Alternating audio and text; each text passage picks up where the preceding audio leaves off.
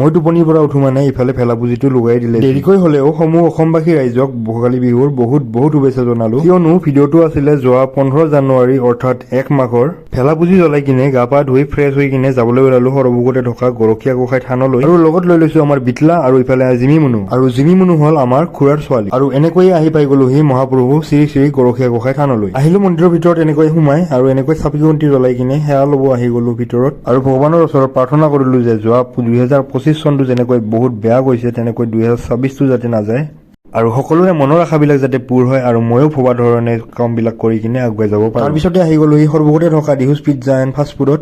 আমাৰ জিমি মুনু আৰু বিটলাই বোলে কিবা এটা খায়, তাৰপিছতে আৰু আমি যাম ঘৰত। क्या खाएगा? क्या खाएगा? तू क्या खाएगा? चाउमिन खाएगा।